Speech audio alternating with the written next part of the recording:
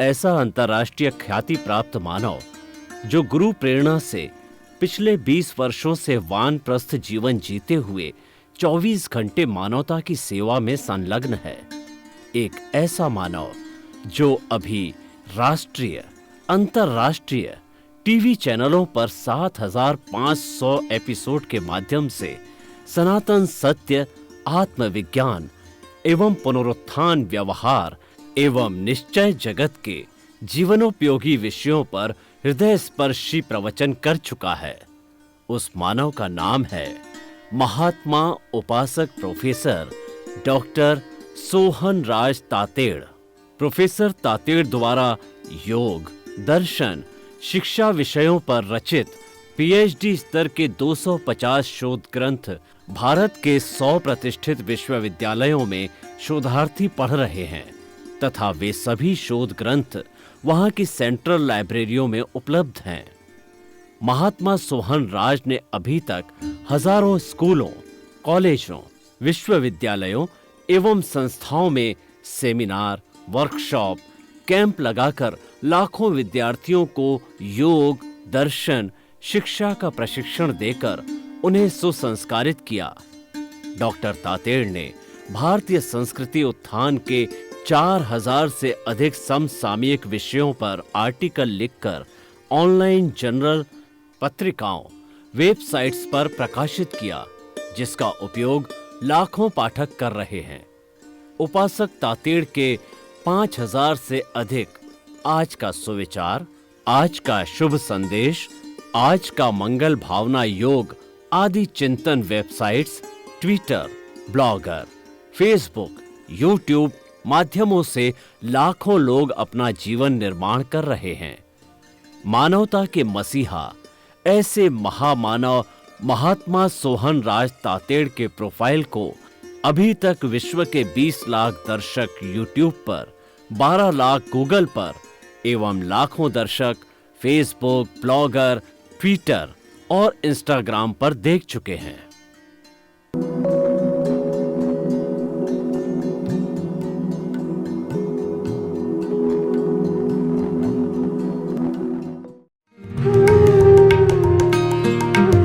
आइए, सुनिए, देखिए, समझिए सनातन सत्य।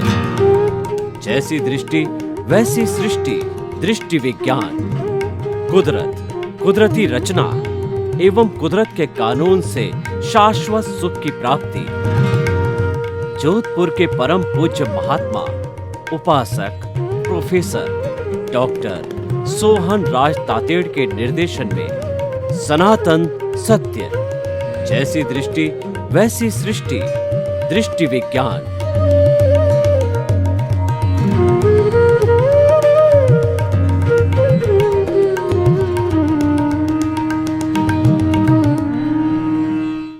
भाई और बहनों, मातृशक्ति को नमन।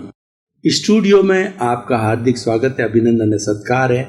हम आपको आत्मविज्ञान कार्यक्रम को समझाने आए हैं, बताने आए हैं कि ये कार्यक्रम क्या है। आत्मविज्ञान कार्यक्रम में हम आत्मा को केंद्र में रख करके सही दृष्टि, सही सोच, राइट विजन, राइट थिंकिंग के तहत आपकी रॉन्ग बिलीफ को समाप्त करके आपकी बिलीफ को राइट करते हैं। यानी हम आपको दिशा देते हैं। जब अच्छी दिशा दे दी जाती है तो आपका जो है दशा बदल जाती है। हम आपको अच्छी नज़र देते हैं, उससे आपका नज़रिया बदल जाता है। हम आपको अच्छी दृष्टि देते हैं, जिसके कारण आपकी अच्छी सृष्टि हो जाती है। इसी क्रम में हम नए नए रोज एपिसोड लेकर के आपके सामने हाजिर होते हैं। तो आज भी हमारा एपिसोड जो है वो बहुत ही सुंदर व्यवहार जगत का है कि धन पाने वालों के लिए धर्म क्यों। कितना सुंदर प्रश्न है कि जो धनपति है या धन कमा रहा है उसको धर्म क्यों करना चाहिए।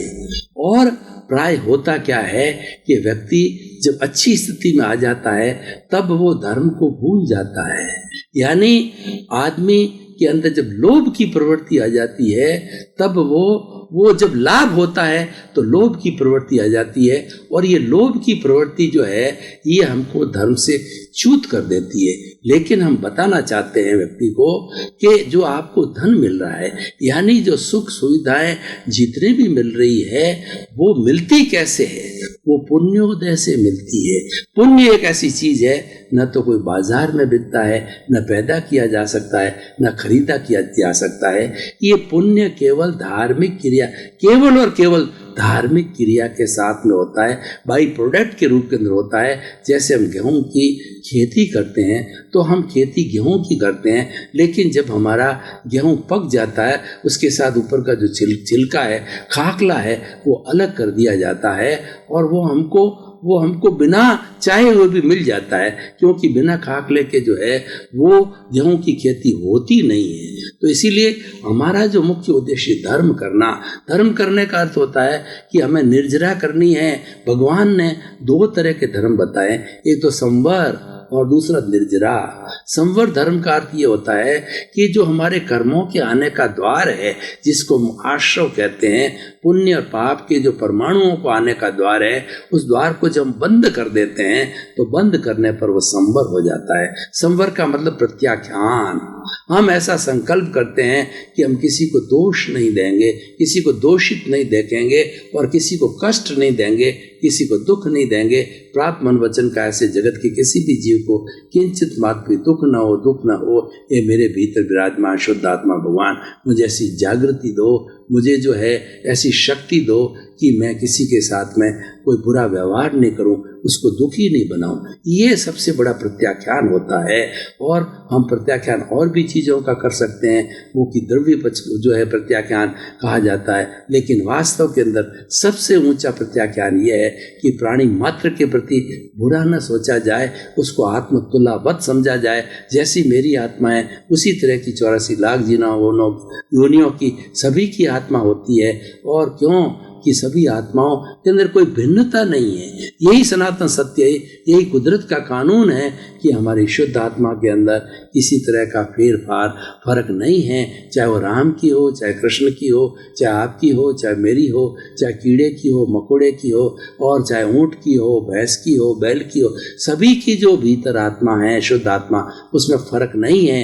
ये फर्क शरीर का है। शरीर का कारण ये है कि वो व्यक्ति ने कैसे कॉज डाले हैं, कैसे कर्म बीज डाले हैं, उसी के अनुरूप शरीर मिलता है, और उसी के अनुसार जो है उसका सारा कार्यकलाप होता है। उसको कैसा जो है वो हमारा अशुभ गोत्र है तो जो उसको पापकारी जो है घर मिलता है, और शुभ गोत्र है तो उसका ऐश्वर्य युक्त घर मिलता है।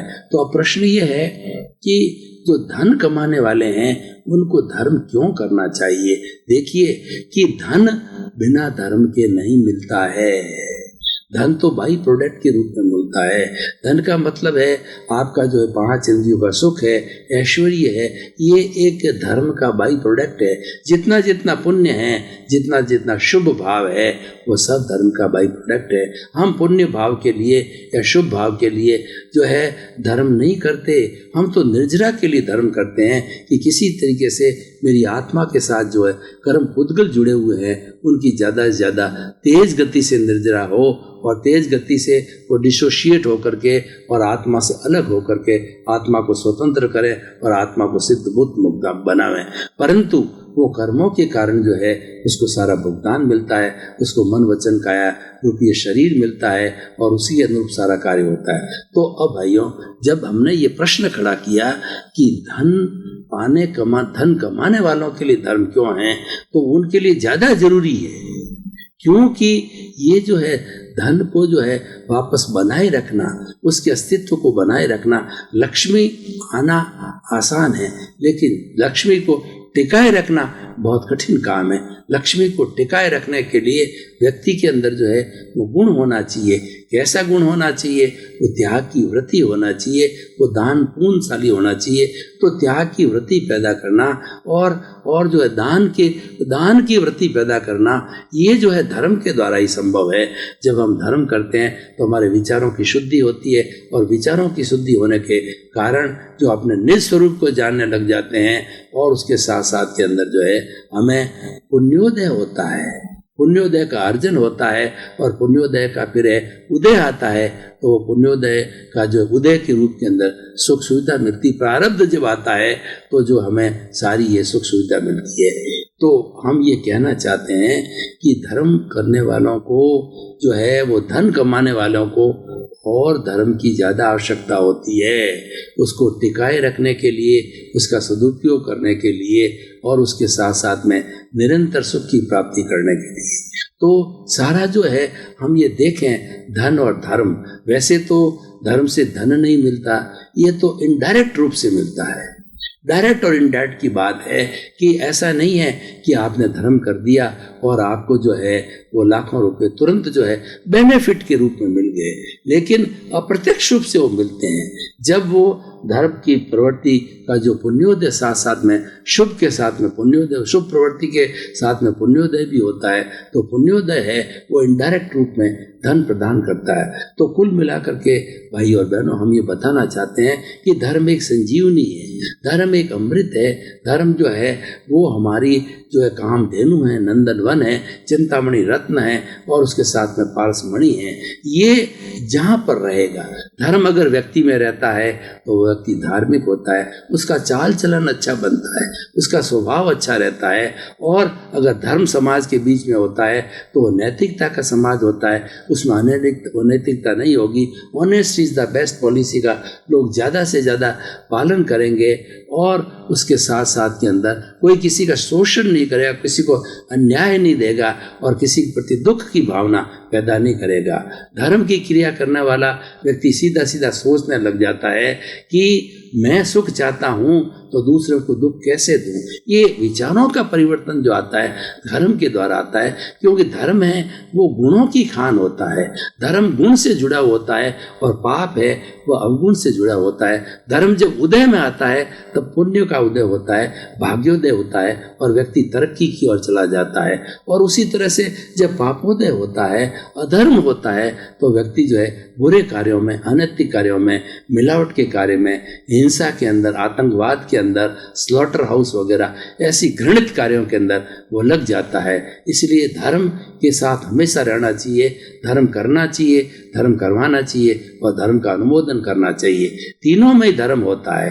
धर्म एक ऐसी प्रवृत्ति है जो कि हमें सुखी रखती है, शांत रखती है और हम जो चाहते हैं सब कुछ मिलता है।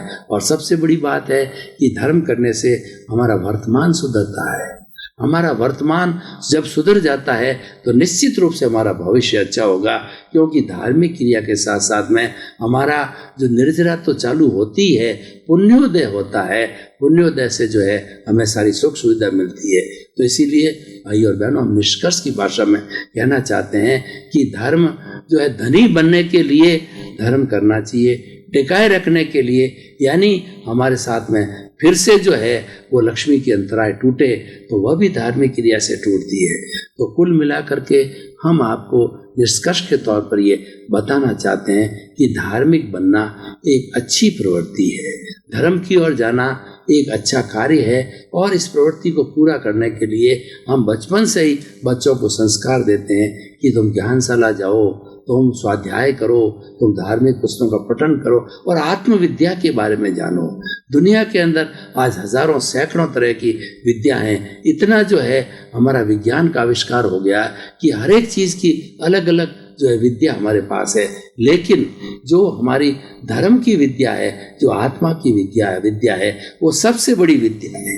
दुनिया के अंदर सबसे बड़ी विद्या है वह आत्मविज्ञान। आत्मा की जो है वो विद्या लेना, आत्मा के बारे में पढ़ना। इसलिए कहा गया है कि पोती पढ़ पढ़ जग मुआ और पंडित भयानक होए, ढाई आखर प्रेम का और पढ़े सो पंडित होए।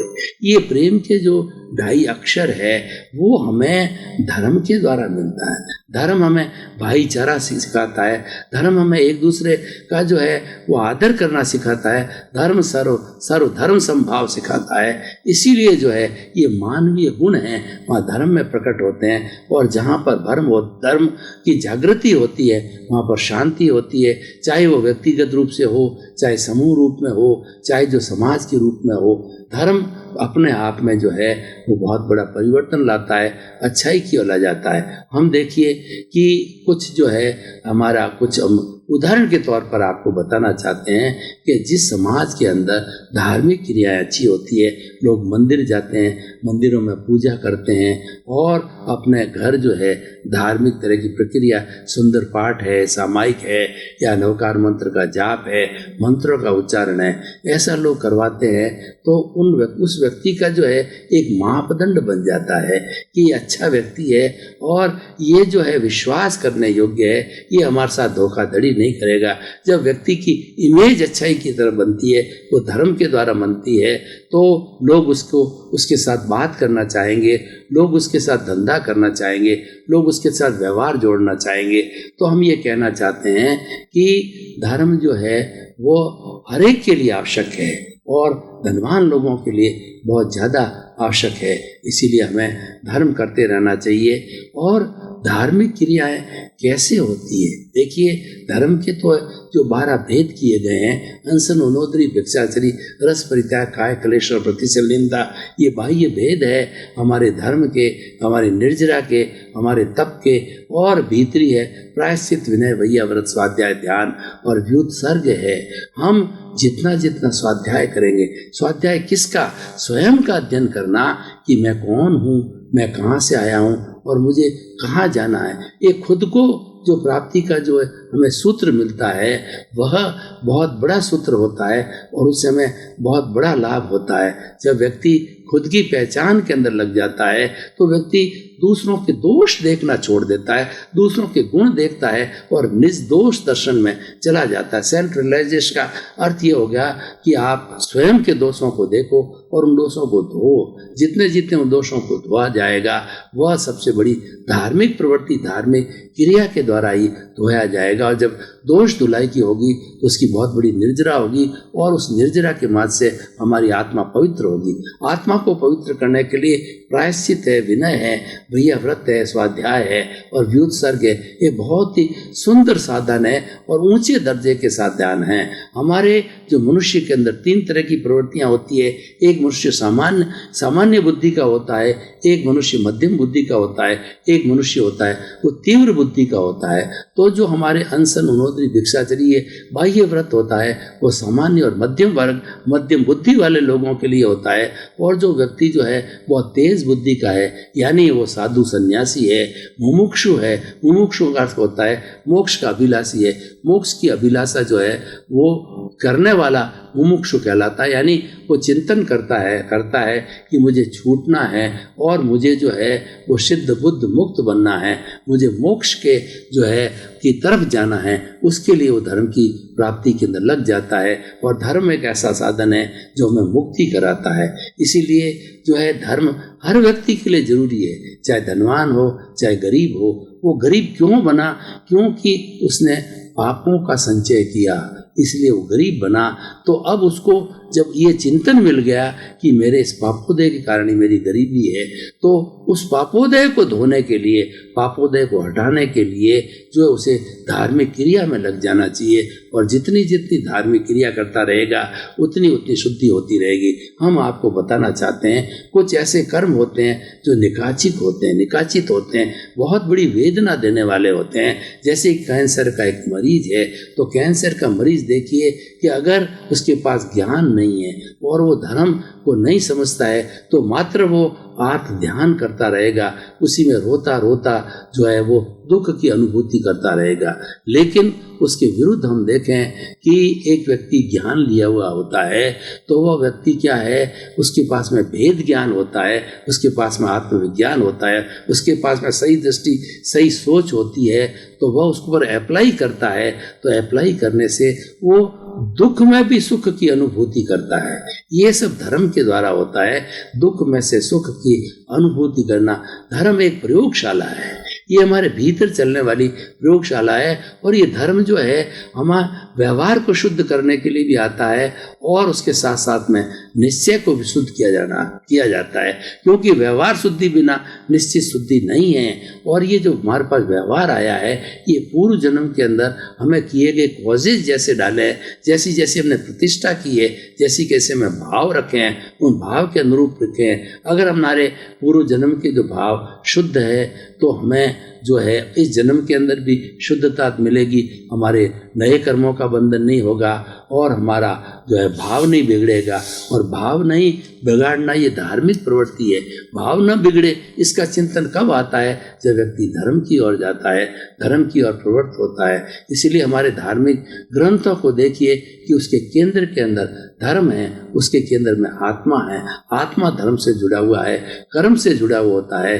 तो इसीलिए ये सारे जितने भी सिद्धांत है धर्म के, कर्म के, पुनर्जन्म के और दूसरे हमारे पुण्य के और पाप के हैं, ये सारे जो है हमारे इस विषय जो जुड़े हुए हैं ये आत्मा के साथ जुड़े हुए हैं। और जब हम आत्मा की अनुभूति चालू करते हैं, आत्मा का स्वभाव जानना चालू करते हैं और स्वभाव में रहना चालू करते हैं, तो ये ऑटोमेटिकली जो हमें सारा चिंतन एक साथ मिल जाता है। तो भाई और बहनों, हम अपने साथ में विज्ञान कार्यक्रम के अंदर हर विषय को जो कि हम प्रस्तुत करते हैं उसको कसौटी पर कसते हैं। हम सुनार के पास जाते हैं तो सुनार जो है वो, हम अगर कोई सोना हमारे पास है उसको हम शुद्धता की परख करना चाहते हैं तो हम जो सुनार के पास जाते हैं तो सुनार उसको कसौटी पर कसता है। कसौटी पर कसने से ये जानकारी मालूम हो जाती है ये 24 कैरेट का है, 20 कैरेट का है या 16 कैरेट का है, कितनी अशुद्धि है कसौटी पर कसने से हो जाती है। तो उसी तरीके से हम हर एपिसोड को जो है कसौटी पर कसते हैं। इस एपिसोड से मनुष्य में परिवर्तन आएगा कि नहीं, ये समाज को परिवर्तित कर सकता है या नहीं है, और ये विश्व के अंदर शांति ला सकता है, विश्व में निःशस्त्रीकरण कर सकता है। तो भाई और बहनों, हम बड़े आत्मविश्वास के साथ कहना चाहते हैं कि हमारा आत्मविज्ञान जो है इस भव में भी सुख देगा और आने वाले पारलोक जगत में भी सुख देगा, क्योंकि हमारी सारी नींव जो है वो अध्यात्म पर है। सारी जो नींव है वो धर्म पे नींव लगी हुई है और धर्म ही आज का विषय है। तो ये हमारा जो आत्मविज्ञान है ये धर्म से ओतप्रोत है, सारी धर्म की बात करता है, धार्मिक जगत की बात करता है, भीतरी जगत की बात करता है। हमारे भीतर के अंदर हम जाएं तो हम देखेंगे कि वह प्रभु का जगत है, और उस प्रभु के जगत से अगर हम आशीर्वाद लेंगे तो हमें ये मालूम पड़ेगा कि जो है हमारा जीवन धीरे धीरे धन्य होता जा रहा है, क्योंकि ये धर्म भी भीतर से आता है। भीतर का जो अनुभव रखता है, भीतर के खजाने को जानता है, जो आत्मा के खजाने को जानता है, जो कि अनंत ज्ञान वाला है, जो कि अनंत दर्शन वाला है, अनंत शक्ति का पुंज है और उसके बाद के अंदर अनंत सुख वाला है। तो मैं ये कहना चाहता हूँ कि धर्म हमें सुख ही सुख देता है, धर्म में दुख देने की प्रवृत्ति नहीं है। ये प्रवृत्ति है वो पाप में है। पाप जो एकांत होता है और ये दुख ही दुख देने वाला होता है। इसीलिए हमारे जो कर्म है उन कर्मों को हमने दो भाग के अंदर बांट रखा है, घाती कर्म और अघाती कर्म। हमारे जो घाती कर्म होते हैं वो प्योरली आत्मा से जुड़े होते हैं, वो आत्मा की घात करते हैं, इसलिए एकांत रूप से पाप है। लेकिन हमारे शरीर से जुड़े हुए जो कर्म हैं जिसको हम अघाती कर्म कहते हैं, वेदनी, आयुष्य, नाम और गोत्र, तो ये जो है इसमें शुभ और अशुभ दोनों होता है। शुभ होता है वो हमारी सोने की बेड़ी है, अशुभ होता है हमारी वो है लोहे की बेड़ी है। अगर मान लिए एक बहुत बड़ा नेता है, बहुत बड़ा राजनीतिज्ञ है, तो उसको सोने की बेड़ी पहचानी जाती है, और एक सामान्य है जिसने कि किसी की तरह का कुकार्य किया है उसको लोहे की बेड़ी पहनाते हैं। लेकिन उससे क्या फर्क पड़ता है? वो तो दोनों ही जो है वो कैदी हैं, वो दोनों ही जेल वाले हैं, उससे कोई फर्क नहीं पड़ता। तो उसी तरीके से हमारा जो प्रभु है वो इस शरीर रूपी जो है बेड़ी के अंदर जो है फंसा हुआ है, बेड़ी में जकड़ा हुआ है, चाहे सोने की हो चाहे जो लोहे की हो। इस बेड़ी को हमें काटना है, काट करके प्रभु को मुक्त करना है। तो उसको मुक्त करने के लिए हम क्या साधन लेंगे? उसके लिए हम धार्मिक प्रवृत्ति का साधन लेंगे, क्योंकि धार्मिक प्रवृत्ति, स्पिरिचुअलिटी ही हमारे शरीर को आगे बनाने वाली है और ये इस शरीर का शुद्धिकरण करने वाला है। बाह्य शुद्धि करेगी और भीतरी शुद्धि करेगी और जितनी जितनी हमारी जागरूकता, एकाग्रता बढ़ती रहेगी, ये शुद्धि की जो है परसेंटेज बहुत बढ़ती जाएगी। ये शुद्धि जो है हमको जो है वो अनुभव की दिशा में ले जाती है और जितना हम अभी कर रहे हैं ये हमारा सारा जो है वो प्रतीति हमारी 100% है और उसके बाद के लिए जागृति है। हमें अपने जीवन के अंदर जागृति बढ़ाना चाहिए। एक क्षण भी हमें नहीं भूलना चाहिए कि मैं ज्ञाता हूँ और दृष्टा हूँ और मैं करता हूँ। एक क्षण भी अगर ये हम भाव नहीं भूलते हैं और हर वक्त इसको भाव को बनाए रखते हैं तो ये शुद्ध धार्मिक जो है प्रवृत्ति कहलाएगी और ये मुक्ति की ओर ले जाने वाली प्रवृत्ति है। और अकर्ता भाव और उसके बाद के अंदर समभाव और उसके बाद में संवर का भाव, ज्ञाता दृष्टा भाव, ये ऐसी चीज़ें हैं कि ये बनाए रखने से जो है हमें बहुत बड़ी फ्लाइट मिलती है। हमारा जो है सारा निपटारा बहुत शीघ्र होता है। एक उदीरना जो हमारे कर्मों की होती, भगवान महावीर की 12.5 वर्ष की जो तपस्या थी वो उदीरना की तपस्या थी। तो भगवान इसलिए की कि उन्होंने देखा कि मेरे जो है वो कर्म तेबीस तीर्थंकरों के कर्म से भी मेरे अकेले ही कर्म भारी है। तो उस कर्मों को मुझे 12.5 वर्ष का जो हमारा साधु काल है उसी में ही खपाना है। तो उसी खपाने के लिए मुझे उदीरना करनी पड़ेगी, मुझे इन्वाइट करना पड़ेगा कर्मों को। भाई और बहनों, आपका बहुत बहुत धन्यवाद। आप जो जो विज्ञान का कार्यक्रम देख रहे हैं वो आप देखते रहिए, इसकी दिलचस्पी बना के रखिए, अपने परिवार के सदस्यों को बताइए, लोगों को कहिए कि आत्मविज्ञान के केंद्र के अंदर आत्मा है और आत्मा को शुद्ध करने की सारी प्रक्रिया, सारे एपिसोड इसके अंदर जो बताए जाते हैं। तो आपके प्रति बहुत बहुत धन्यवाद कि हमारा जो मुख्य उद्देश्य है सर्वे भवन्तु सुखिनः सर्वे भवन्तु निरामया, इस जगत के सब जीवों को सुख मिले, शांति मिले, आनंद मिले, सबका कल्याण हो। आपके प्रति बहुत बहुत मंगल भावना।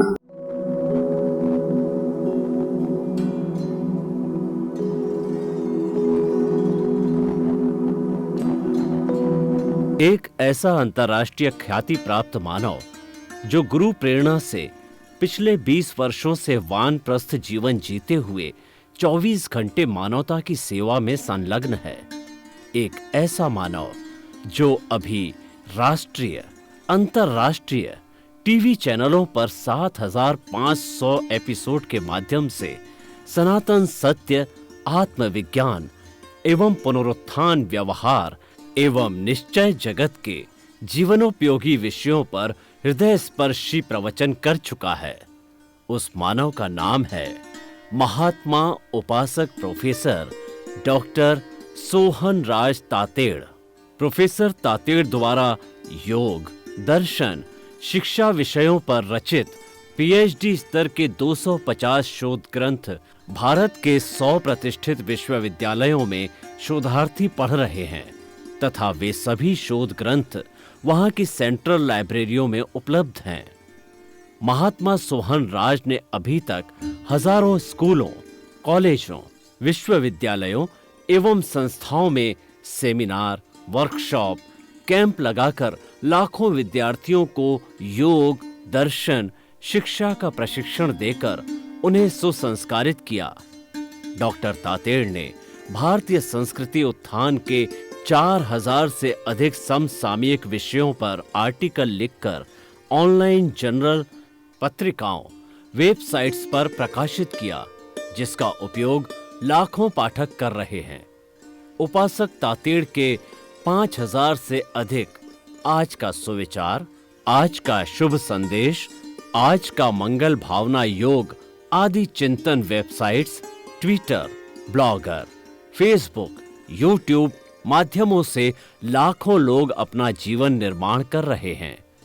मानवता के मसीहा ऐसे महामानव महात्मा सोहन राज तातेड़ के प्रोफाइल को अभी तक विश्व के 20 लाख दर्शक यूट्यूब पर, 12 लाख गूगल पर एवं लाखों दर्शक फेसबुक, ब्लॉगर, ट्विटर और इंस्टाग्राम पर देख चुके हैं।